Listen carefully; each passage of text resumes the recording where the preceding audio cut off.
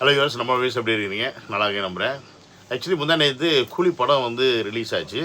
கூலி படம் ரிலீஸ் ஆனதுக்கப்புறமா எல்லோரும் பெரிய எதிர்பார்ப்போட படத்துக்கு போனது என்னமோ வாஸ்தவம் தான். பட் எந்த அளவுக்கு அது டிசப்பாயின்மெண்ட்டாக எல்லோரையும் ஆக்குச்சு அப்படின்றத நம்ம சொல்கிறோமோ இல்லையோ, ஒரு ரிவ்யூவர் விடாமல் எல்லாமே அந்த படத்துக்கு அப்படி ஒரு கழிவு ஊற்றின ரிவ்யூ கொடுத்தாங்க. ஆல்மோஸ்ட் இந்த மாதிரி ஒரு ரிவ்யூ பார்த்திங்கன்னா இப்போ ரீசெண்டாக நம்ம தக் லைஃப் படத்துக்கு பார்த்துருக்கலாம், அதற்கு முன்னாடி இந்தியன் 2க்கு பார்த்துருக்கலாம், அதற்கு முன்னாடி பார்த்திங்கன்னா நம்ம கங்குவா சூர்யா படத்துக்கு பார்த்துருப்போம். ஸோ அந்தளவுக்கு வாலின்றா மக்களே கொடுத்த ஒரு ரிவ்யூ அது, ஓகேங்களா? ப்ளஸ் ரிவ்யூவர்ஸும் சேர்ந்து அதில் கொடுத்தது. ஒட்டுமொத்த ரிவ்யூவர்ஸுமே ஒரு மிகப்பெரிய டிசப்பாயின்மெண்ட்டாக இந்த படம் அமைஞ்சிருச்சு அப்படின்ற ஒரு விஷயத்தை பதிவு பண்ணாங்க.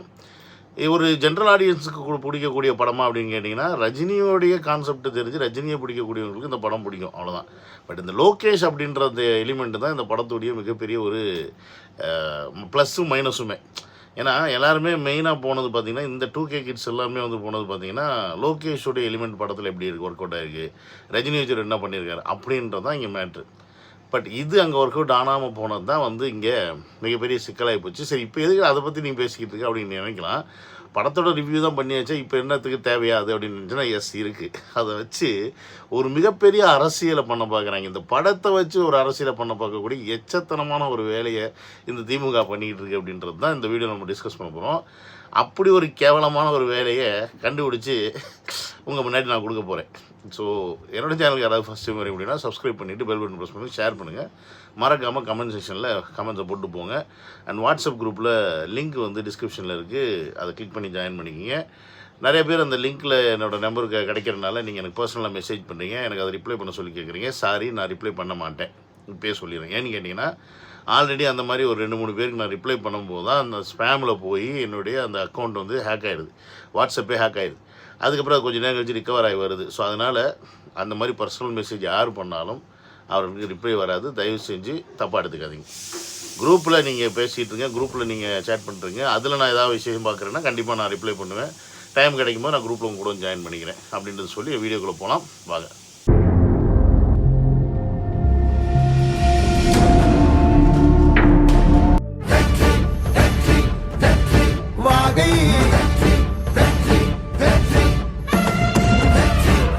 Welcome to Vijay stock and welcome to another video. அதாவது நம்ம தமிழ்நாட்டில் யார் படத்துக்கு அதிக அளவுக்கு ஒரு கிரிட்டிசிசம் பண்ணுறாங்களோ இல்லையோ, தளபதி படத்துக்கு கிரிட்டிசிசம் அவ்வளோ பண்ணுவாங்க. அந்த அளவுக்கு இறங்கி வச்சு செய்வாங்க. ஒருத்தர் 2 பேர் இல்லை, ஒட்டுமொத்த ஃபேன்ஸும் சேர்ந்து, அதாவது எல்லா நடிகர்களுடைய ஃபேன்ஸும் ரிவ்யூவர்ஸும் சேர்ந்து வச்சு செய்வாங்க. இருந்தும் தளபதியோட படம் அசால்ட்டாக அடிச்சுட்டு போயிட்டே இருக்கும். அது என்னமோ இவங்களுக்கு காண்டு, என்னன்னா நம்மளுக்கு என்னென்னமோ பண்ணி பார்க்குறோம், ஆனால் இவன் ஒரு படம் மட்டும் போயிருந்தேடா, எப்படியாவது வசூல் அடிச்சிருந்தா அப்படின்ற ஒரு வைத்தறிச்சல் அவங்களுக்கு உள்ளுக்குள்ளே இருக்க தான் செய்யுது. அதனால் ஒவ்வொரு வாட்டியும் அவங்களுடைய படம் வரும்போது அந்த படத்தை எப்படியாவது ஒரு நம்பர் 1 லெவலுக்கு ஆக்கிடணும் அப்படின்ற ஒரு மிகப்பெரிய மெனக்கேட்டில் இருக்காங்க. அதுலேயும் இப்போ ரஜினிகாந்த் அவர்களுடைய இப்போ இந்த படம் கூலி படம், இது லோகேஷுக்கு அப்புறமா வேறு எந்த டேரக்டர் ரஜினிகாந்த் வச்சு படம் எடுத்தாலும் இந்த ஹைப்பு இதெல்லாம் வருமானு கேட்டால் கஷ்டம்தான். ஸோ அதனால் இந்த படத்தில் எப்படியாவது எல்லா ரெக்கார்டையும் செட் பண்ணிடணும் அப்படின்ற ஒரு மிகப்பெரிய ஒரு எண்ணத்தில் இருக்காங்க. அதில் இந்த 1000 கோடி ரெக்கார்டு, அதை லியோ படத்துலேருந்து நம்மளும் கேட்டுக்கிட்டு இருக்கோம். விஜய் அவர்கள் படம் லியோ அடிச்சிடும் அப்படின்னு நினச்சோம், பட் அது அடிக்கலை. ஸோ அதனால் இந்த 1000 கோடி அப்படின்றது தமிழ்நாட்டுக்கு தமிழ் படங்களில் ஒரு கனவாகவே இருக்குது. எந்த படம் 1000 கோடி அடிக்க போகுது அப்படின்றது தான் இங்கே மேட்ரு. ஸோ அந்த 1000 கோடி ரெக்கார்டு, அதுக்கப்புறமா முதல் நாள் வசூலில் யார் முன்னாடி வருது அப்படின்ற ஒரு போட்டி, அதில் லியோ பீட் பண்ணிடுச்சு அப்படின்னு சொல்லி இப்போ ஒரு போஸ்ட் சன் பிக்சர்ஸ்லேருந்தே போடுறாங்க. 151 கோடி ரூபாய் முதல் நாள் வசூல் பண்ணிடுச்சு அப்படின்னு சொல்லி போடுறாங்க. ஸோ இதெல்லாம் எந்த அளவுக்கு உண்மை அப்படின்றது நமக்கு தெரியல. ஏன்னா ப்ரொடியூசர் சைடு போடுறதுனால நம்ம சரி போட்டுக்குப்போம், அவ்வளோதானே, நீ தானே போடுற அப்படின்றதான். ஆனால் தமிழ்நாட்டோட வியாபாரம் என்னன்னு கேட்டீங்கன்னா, தமிழ்நாட்டுல மட்டுமே 27 கோடி ரூபாய் கலெக்ட் பண்ணதா சொல்றாங்க. லியோ கலெக்ட் பண்ணதோட இது ஒரு பீட் பண்ணிடுச்சு சார். லியோ கிட்ட இந்த படம் வரவே இல்லை. ஏன்னா லியோ பாத்தீங்கன்னா 31 கோடி மாதிரி ஏதோ சொன்னாங்க. பட் இந்த படம் அந்த அளவுக்குலாம் வரல. ஏன்னா வேட்டையின் 20 கோடி, அதை விட ஒரு 7 கோடி ரூபாய் அதிகமா இந்த படம் கலெக்ட் பண்ணிருக்கு. தமிழ்நாட்டோட வியாபாரம் இப்போ லியோ தான் நம்பர் 1ல இருக்கு. இவர் கூலி 2வது தான் இருக்கு அப்படின்னு நான் சொல்ல, இவர் சொல்றாரு. ஏன்னா இவர் தான் படங்களை மிகப்பெரிய லெவலில் விமர்சனம் பண்ணக்கூடிய. ஸோ அப்படி இருக்கும்போது தமிழ்நாட்டில் கம்மி, பட் எப்படி ஓவராலாக படம் வந்துச்சுன்னு கேட்டிங்கன்னா அதுக்கும் ஒரு ரீசன் இருக்குது. ஏன்னு கேட்டிங்கன்னா, இது வரைக்கும் எந்த படங்களுக்குமே விற்கப்படாத அளவுக்கு இந்த படத்துக்கு டிக்கெட் விற்றுருக்காங்க அப்படின்றத இப்போ அதுதான் அவங்க பிளான் பண்ணியிருக்காங்க. எப்படியாவது கூலி படம் 1000 கோடி கலெக்ஷன் பண்ணி அவனுக்கு என்ன வழி பண்ணலாம். டிக்கெட் ரேட்டை ஏற்று பக்கத்து மாநிலத்தில் 2000 ரூபாய்க்கு விற்கிறாங்க, 5000 ரூபாய்க்கு விற்கிறாங்க டிக்கெட் ரேட்டு. நம்ம தமிழங்கெல்லாம் வந்து அவ்வளோ ரேட்டு கொடுத்தாலும் பார்க்க மாட்டாங்க. 500 MB டவுன்லோட் பண்ணி பார்த்துட்டு போயிட்டே இருப்பாங்க. கிட்டத்தட்ட இப்போ தமிழ்நாடு தவிர பக்கத்து ஸ்டேட்லாம் பார்த்தீங்கன்னா 2000, 3000, 5000 வரைக்கும் இந்த படத்துக்கு டிக்கெட் விட்டுருக்காங்க. பட் இப்போலாம் எவனும் கேட்க மாட்டாங்க. விஜய் அவர்கள் படத்துக்கு மட்டும் வந்து படம் டிக்கெட்டு கொஞ்சம் யாராவது அதிகமாக விட்டாங்கன்னா என்ன அவ்வளோ விற்கிறீங்க இவ்வளோ விற்கிறீங்க, ஆனால் இதெல்லாம் வந்து கேட்க மாட்டாங்க. எல்லாம் கூட்டுக்காலாணி பயலுங்க. சரி, இவ்வளோ பண்ணிட்டு இதை விட ஒரு கேவலம் மாதிரி ஒரு ஈனத்தனமான ஒரு வேலையை பண்ணாங்க பாருங்க. அங்கே தாயா அவங்க சரிக்கிட்டாங்க. அந்த மாதிரி ஒரு எண்ணத்தை, இந்த மாதிரி ஒரு கேவலமான விஷயத்த நான் இது வரைக்கும் ஒன்றும் பண்ணி பார்த்ததில்ல. ஆனால் சன் பிக்சர்ஸ் இப்படி நீங்கள் ரஜினி வச்சு பண்ண படத்தை இப்படி பண்ணலாமா அப்படின்னு தான் எனக்கு தோணுது. அது என்னன்னு பார்த்தீங்கன்னா,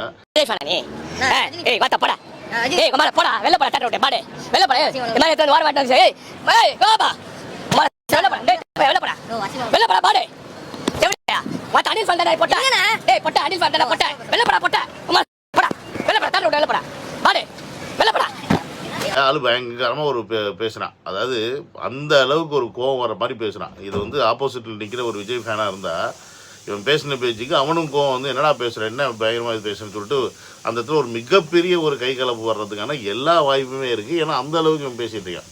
பார்க்குறதுக்கு வேணால் வயசான ஆளாக இருக்கிறனால ஏற்ற மாதிரி நிற்கிறவன் சின்ன பையமாக இருக்கிறனால ஒருவேளை பயந்துக்கிட்டு நிற்கிறானோ அப்படின்னு நம்ம நினைக்கலாம். இருந்தாலும் என்ன தான் பயந்துக்கிட்டே இருந்தாலும் ஒரு லெவலுக்கு மேலே நீ இறங்கி பேசுகிற, நீ மீடியாவில் இருக்க அப்படின்னும் போது உங்ககிட்ட எல்லாத்தையும் நீ ரெக்கார்ட் பண்ணுற அப்படின்னும் போது நீ ஏன் பயப்படணும்? நீ அந்தால திருப்பி அடித்தாலும் சரி, அந்தால திருப்பி கேட்டாலும் சரி, உன்ட்ட தான் ரெக்கார்ட் இருக்கேன், அந்தால அப்படி பேசினா நான் பண்ணேன் அப்படின்றான். அதே மாதிரி இவன் என்ன சொல்கிறான்னா, நான் ரிவ்யூவும் கொடுக்கல, நான் வந்து தப்பாக கொடுக்கல அப்படின்ற மாதிரி விஷயத்தையும் சொல்கிறான். பட் இதை மீறி அவன் திட்டுறான் அப்படின்னும் போது நமக்கு வந்து பயங்கரமான கோவம் வருது. என்னடா இப்படி ஒரு விஜய் ஃபேனை இப்படி திட்டுறானே அப்படின்ற அளவுக்கு செம்ம கோவம் வருது. இதெல்லாம் வந்து யாருமே கேட்க மாட்டாங்களா அப்படின்ற மாதிரி நமக்குள்ள பயங்கரமான ஒரு எரிச்சல் வருது இதை பார்க்கணும். ஆனால் அவ்வளோ சீன் அங்கே கிடையாது. சூப்பர் ஸ்டார்டா பின்டர் இந்த படத்துக்கு ஆஸ்கர் வேணும். எதுக்கு ஆஸ்கர் கேட்கறேன் அப்படின்னா கதைக்கு. ஏன்னா வந்து ஒரு நாட்டு நடப்பில் என்ன நடக்குதோ அது எல்லாத்தையும் வந்து ஓப்பனா வெளிச்சம் காட்டிடுறாங்க. இது எத்தனை படத்தில் பண்ணுவாங்கன்னு தெரியாது. இந்த படத்தில் சூப்பராக டேரக்ட் பண்ணிருக்காரு, அதுக்காக ஆஸ்கர் வேணும் கேட்கறேன். தலைவரோட ஸ்டைலுக்கும் வேணும். ஏன்னா வந்து ஆக்டிங் எத்தனை வருஷம் தான் ஆக்டிங் ஆஸ்கர் கொடுப்பீங்க, ஸ்டைலுக்கும் கொடுக்கல புதுசா நல்லா இருக்கும். இது வந்து சூப்பராக இருக்குது. அதான் சொல்றேன், தலைவரோட எதிர்கட்சிக்கு தான் நெகட்டிவ் பரப்புறாங்க. நீங்க தலைவரோட விட்டுருங்க, படமே நல்லா இருக்குங்க. செகண்ட் ஹாஃப் நல்லா இருக்குது. செகண்ட் ஹாஃப் யார் சொன்னா செகண்ட் ஹாஃப் நல்லா இருக்குது? ஃபர்ஸ்ட் ஹாஃப் சொல்றியா கொஞ்சம் நார்மலாக போச்சு. செகண்ட் ஹாஃப் தான் அந்த கதையை வந்து உருவாது, இன்டர்வியூல தான் கதை உருவாது. இப்போ நீங்கள் பார்த்தீங்கல்ல, அதில் பாருங்கள், எல்லா தில்லாலங்கடி வேலையும் பண்ணிவிட்டு மண்டை மேலே இருக்கிறதுக்கு கொண்டையை மறந்துட்டேன்ற மாதிரி நாதாரி போட்டு இந்த டிஷர்ட்டை மாற்றலை. இங்கே இவங்கிட்ட திட்டு வாங்கும்போது போட்டிருக்க அதே டிஷர்ட்டை தான் இப்போ இந்த ரிவ்யூ பண்ணும்போது போட்டிருக்கேன். இந்த ரிவ்யூ எங்கே எதுக்கு பண்ணியிருக்கேன்னு கேட்டிங்கன்னா, வேட்டையன் படத்தை இப்போ ரஜினிக்காக சப்போர்ட் பண்ணி ரஜினிக்கு வந்து இவ்வளோ பெரிய, அதாவது ஸ்டைலுக்கே ஒரு ஆஸ்கார் அவார்டு கொடுக்கணுமா அந்த அளவுக்கு வந்து பேசிகிட்டு இருக்காங்கன்னா அப்போ பார்த்துங்க எந்த அளவுக்கு வந்து ரஜினியோட ஃபேன் பாயாக இருப்பான்னு. அதில் மட்டும் இல்லாமல் நீங்கள் நல்லா அந்த நோட் பண்ணிங்கன்னா தெரியும், அந்த ஆள் திட்டும் போது இவன் சிரிப்பான், வந்து பயங்கரமாக கோவம்லாம் வராது இவனுக்கு. அப்போ இது என்னதுன்னா ஆட்டோமேட்டிக்காக வந்து ஒரு பேசி வச்சு ஒரு ஸ்கிரிப்டடாக இதை பண்ணுறாங்க. சரி, இதை ஏன் பண்ணணும், இப்போ இது பண்ணுறதுனால இவங்க ஃபேமஸ் ஆகிறதுக்காக பண்ணுறாங்கன்னு நினச்சிங்கன்னா அதெல்லாம் கிடையாது. இது வந்து இப்போ அந்த ஆள் பேசும்போது ஆட்டோமேட்டிக்காக விஜய் அவர்களுடைய இப்போ ஃபேன்ஸ் யாராவது பார்க்கணும் அப்படின்னா நமக்கு பயங்கர காண்டாகும். ஆக்சுவலி நான் இந்த கிளிப்பிங்க்கான ஒரு வீடியோ வந்து ஆல்ரெடி நேற்று நான் இன்ஸ்டாலையும் டிக்டாக்லேயும் போட்டு விட்டேன். பயங்கரமான ரெஸ்பான்சஸ் இருந்துச்சு. எல்லாருமே ரொம்ப தேங்க்ஸ் நீங்கள் இதை பண்ணீங்க, எங்களுக்கே இவன் பேசும்போது பயங்கர கோவம் வந்துச்சு அப்படின்ற மாதிரி சொல்லிட்டு இருந்தாங்க. இதோடைய நோக்கம், கான்செப்ட் என்னன்னு பார்த்தீங்கன்னா, ஃபேன் வாரை எப்படியாவது திரும்பி கிரியேட் பண்ணணும் அப்படின்ற ஒரு நோக்கத்தில் தான் இவங்க வந்து இந்த ஈனத்தனமான வேலையை செஞ்சுருக்காங்க. ஏன்னா இந்த ஃபேன் வார் அப்படின்ற ஒரு விஷயத்தை வச்சே வந்து பயங்கரமாக வந்து அரசியல் பண்ணிகிட்டு இருந்தாங்க. இந்த வருஷம் ஒருவேளை ஜனநாயகன் படம் ரிலீஸ் ஆகிற மாதிரி இருந்திருந்தால் கண்டிப்பாக இந்த படத்தோடைய அப்டேட்ஸோ அந்த படத்தோடைய ரிலீஸ் போஸ்டர்ஸோ இல்லை சாங்ஸோ இதெல்லாம் வரும்போது, இந்த கூலி படங்கள் வரும்போதும் சரி, மற்ற ஹீரோக்கள் படம் வரும்போதும் சரி, அதை வைத்து ஃபேன் வார்ஸ் பண்ணுறதுக்கு இவங்களுக்கு ரொம்ப வசதியாக இருந்திருக்கும். ஸோ ஜனநாயகன் படத்தை என்ன பண்ணிட்டாங்கன்னா ஆட்டோமேட்டிக்காக கொண்டு போயிட்டு பொங்கல் ரிலீஸ் ஆகிச்சிட்டாங்க. ஸோ இந்த வருஷம் வர வேண்டிய எல்லா பழைய படங்களும் வந்துட்டு போயிடும். இனி ஜனநாயகம் வரும்போது சோலோவாக சிங்கிளாக ரிலீஸ் ஆகும். அது கூட என்ன படம் வரப்போகுது எதுன்றதை வந்து அது ரெண்டாக பார்ப்போம். ஏன்னா பராசக்தி வரப்போகுதுன்னாங்க, அப்புறம் இல்லைன்றாங்க, எஸ்கே கிளாஸில் விடுவோன்னாங்க, தெரியாது என்ன நடக்குதுன்னு அந்த டயத்தில். இல்லை பராசக்தி படம் இது ஜனநாயகன் படத்துக்கே பிரச்சனையை கொடுக்கலான்ற ஒரு ஐடியாவில் இருக்காங்கன்னா நமக்கு அதெல்லாம் தெரியாது. அது ஜனவரியில் நம்ம பார்ப்போம். ஸோ இப்போ இவங்களுக்கு இந்த ஃபேன் வார் அப்படின்ற ஒரு விஷயத்தை க்ரியேட் பண்ண முடியல. ஏன்னா பசங்க எல்லாமே பார்த்திங்கன்னா இந்த பாலிடிக்ஸ் மோடுக்கு போயிட்டாங்க. பசங்க எல்லாருமே வந்து மாநாடு பற்றி பேசுறதா இருக்கட்டும், அரசியல் பற்றி பேசுறதா இருக்கட்டும், இல்லை சீமான் அவர்கள் செய்யக்கூடிய தவறுகள் எடுத்து பேசுறதா இருக்கட்டும், இல்லை திமுகவில் நடக்கக்கூடிய தவறுகள் எடுத்து பேசுறதா இருக்கட்டும், இப்படி பல விஷயங்களில் பசங்க ஃபோக்கஸ் பண்ணிட்டு இருக்கனால பெருமளவுக்கு படங்களில் வந்து இப்போ ஃபோக்கஸ் பண்ணுறதை நிறுத்திட்டாங்க. ஏதாவது ஒரு பெரிய ஹீரோ படம் வந்துச்சுன்னா சரி போய் பார்த்தோமா, பார்த்துட்டு போயிடுவோம் அப்படின்ற ஒரு மைண்ட் செட்டில் தான் வந்து எல்லாருமே இருக்கிறாங்க. பெரும்பாலான விஜய் ரசிகர்கள் படத்தை பார்த்துட்டு பெரிய லெவலில் வந்து மைனஸ் எல்லாம் சொல்லலை. படம் வந்து ஓரளவுக்கு நல்லா இருக்குது அப்படின்ற மாதிரி தான் சொல்லியிருக்காங்க. இன்க்ளூடிங் மை செல்ஃபே கூட ஆவரேஜாக ஒரு அடி பார்க்கலான்ற மாதிரி தான் நான் சொல்லியிருந்தேன். அப்படி இருக்கும்போது இவங்களால வந்து என்ன பண்ணுறது, எப்படி அந்த ஃபேன் வர மூட்டி விடுறதுன்னு தெரியாமல் இப்படி ஒரு ஈனந்தனமான ஒரு வேலையை இந்த வயசில் இருக்க பரதேசி வச்சு செஞ்சுருக்காங்கன்னா நீங்கள் முடிவு பண்ணிக்கிங்க எந்த அளவுக்கு ஒரு மானங்கெட்ட அரசியல் இவங்க பண்ணிகிட்டு இருக்காங்கன்னு.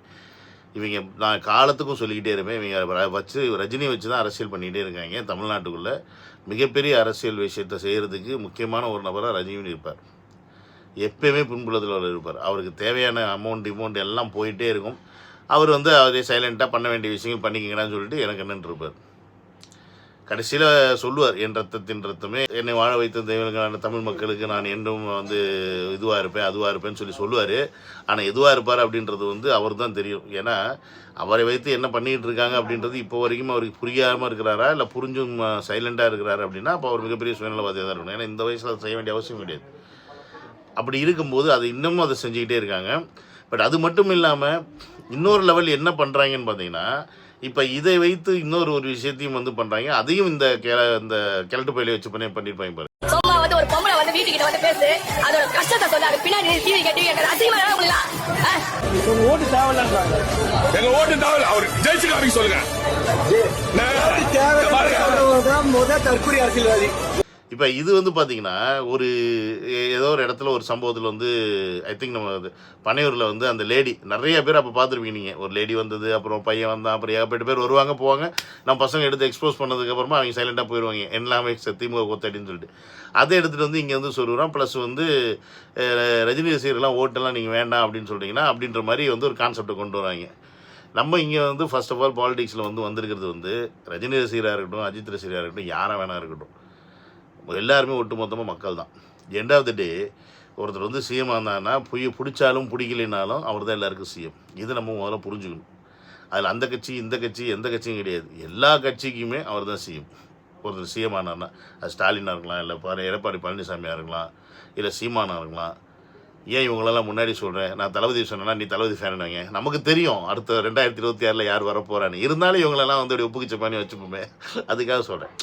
ஸோ அப்போ இதெல்லாம் வந்து என்ன தான் இருந்தாலும் அவங்களுக்கு நம்ம தான் அந்த இடத்துல யார் இருக்காங்களோ அவங்க தான் சிஎம்.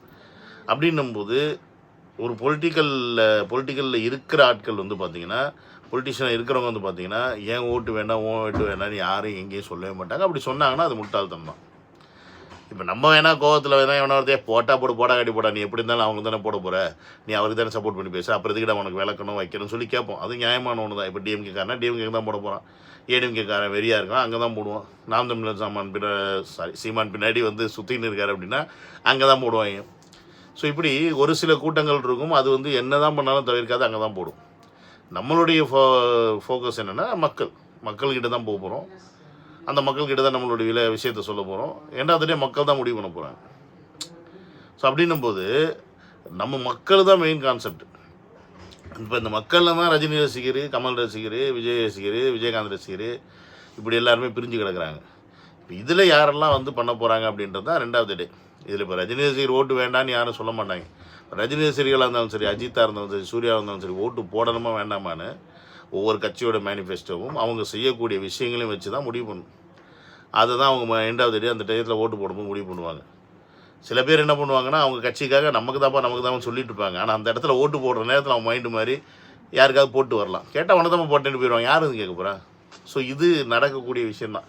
அப்படி தான் நடந்து தான் நிறையா ஆட்சி மாற்றங்கள்லாம் நடந்துக்கிட்டு இருக்குது. சும்மா ஒன்றும் ஆட்சி மாற்றங்கள் நடந்துடாது.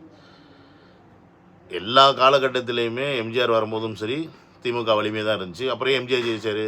அப்படின்னா திமுகவில் இருக்க பல லட்சம் பேர் அங்கே எம்ஜிஆர் ஓட்டு போட்டிருக்காங்கன்னு அர்த்தம். விச் மீன்ஸ் அவங்க கூடயே இருந்திருப்பாங்க, வேறு வழி இல்லாமல் எம்ஜிஆர் ஜெயிக்க வச்சுட்டு அதுக்கப்புறம் திமுக தான் இருப்பாங்க.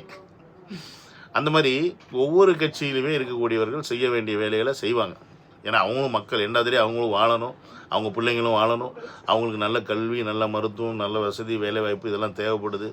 அப்படின்னும்போது அதற்கான செயல் திட்டத்தோடு யார் வர்றாங்களோ அவங்கள நோக்கி தான் போவாங்க. ஸோ தமிழக வெற்றிக் கழகத்துடைய ஓட்டு வாங்கிறது அப்படின்றது, ஓட்டு கேட்குறது அப்படின்றது தமிழக வெற்றிக் கழகத்துடைய விஜய் அவர்களுடைய செயல் திட்டத்தை பொறுத்து தான். அதை மக்கள் முடிவு பண்ணுவாங்க, போடலாமா வேண்டாமான்னு. அந்த மக்களில் தான் எல்லா நடிகர்களுடைய ரசிகர்களும் இருக்காங்க, அவங்களும் அதை தான் முடிவு பண்ணுவாங்க அப்படின்றத நான் முழுசாக நம்புகிறேன். ஸோ இப்படி ஒரு எச்சத்தனமான வேலைகள்லாம் செஞ்சு தான் இவங்க இவ்வளோ பெரிய அரசியல் வந்து செஞ்சுக்கிட்டு இருக்காங்க அப்படின்னு நீங்கள் புரிஞ்சுக்கணும். இனி எதை வச்சு பண்ண போகிறாங்க அப்படின்னு பார்த்தீங்கன்னா அவங்களுக்கே தெரியல எதை வச்சு பண்ணுறதுன்னு. ஏன்னா இந்த இன்னும் ஒரு வாரத்தில் மாநாடு 3-4 நாளில் மாநாடு வருது, 5 நாளில். அது பற்றி நான் இன்னும் டிஸ்கஸ் பண்ணவே இல்லை உங்ககிட்ட. ஏன்னா அது நாளை கழிச்சு அதை பற்றி பேசலாம்னு ஐடியாவில் இருக்கேன். ஸோ அப்படி ஒரு பிரம்மாண்டம் என்ன பண்ணுறது தெரியாமல் முழிச்சிக்கிட்டு இருக்காங்க இவங்களாம். ஸோ எப்படி போனாலும் 2026 ஒரு மிகப்பெரிய செக்கு வந்து கண்டிப்பாக எல்லா கட்சிகளுக்குமே இருக்குது. அதில் மாற்றுக்கிறதே கிடையாது. ஏன்னா விஜய் அவர்களே என்ன பண்ணுறதுன்னு தெரியாமல் முழிச்சிட்டு இருக்காங்க. அதுதான் இங்கே பிரச்சனை. நீங்கள் அவரை சும்மா விட்டிங்கனாவே மக்கள் வந்து அவங்க வாட்டுக்கு இருப்பாங்கண்ணா. நீங்கள் என்ன பண்ணுறதுன்னு தெரியாமல் எதாவது பண்ணுறீங்க பற்றியா இடம் கூடமா, அதுதானே எங்களுக்கு ப்ளஸ் பாயிண்ட்டு. நீங்கள் பண்ணிக்கிட்டே இருங்க, அதுதான் எங்களுக்கு வேணும் அப்படின்னு சொல்லி இந்த வீடியோ முடிச்சுக்கிறேன். See you on another video. Love you all. Take care. Bye.